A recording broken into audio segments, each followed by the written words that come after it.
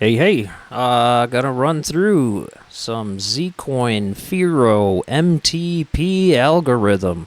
Gonna try not to go through these too quick, but just pause the video if you need to check out the numbers I got. So here's all my efficiencies. I got them in order, most efficient, least efficient. I don't have the 1060 anymore, but there's the number for you where it falls on the chart. So yeah, let's run through some clock settings. First one we're going to do, got the 3060 Ti. The top one here, that's running desktop right now, so it's way lower than it should be, but it's about 3.13 at 119 watts. These are the settings I got going. 150 core, -1000 memory, 60 power, and if you're using MSI Afterburner, you'll only be able to go down to like -500. So you'll get a similar number, but not as much. You really need to get that memory all the way down as much as you can. So with Awesome Miner, you can go beyond that limit, that 500 limit, so the -1000 is where you get that. Yeah, so we'll move on to the next one. We have the 2080 Ti, 175 core, -1000 memory again, 70 power limit. I do set all my temperature limits at 75 and fan at 100, unless it gets a little too loud in the basement. Then I'll bring them down to like 75% fan. My 1070s got 150 core, 200 memory, 65 power limit. On the older 10 series cards, if you kill that memory, it'll kill your hashing as well. I know it doesn't sound right, but these cards are getting pretty old at this point. These numbers used to be different 2 years ago.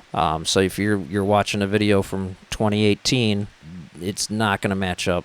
Yeah, so these are the numbers I got. I'm going for efficiency on all these, so not necessarily the fastest overclock I can get. I want the least amount of watts and getting the most amount of hash out of those watts. So I do all of my efficiencies here. So I take that number 3.22, turn it into 3220, adding a 0 to all that, and then I divide by the watts, gives me my numbers, so I know how efficient they are, so when I'm overclocking, it can give me the most efficient. So anyways, 1070, there we are, 150, 200, 65. And then the 1080, 140, this guy works at a -1000, 65 power limit. I am running the ETH enlargement pill. It does give a little bit of a boost. So like say it's 3.45 mega hash. Without the ETH pill, it's like 3.3. So it doesn't do what it does for Ethereum, but it does adjust it just that little bit to get a few extra hash out of it. So there's the numbers for those. I'm going to move to the next rig. We got some 2060 Supers.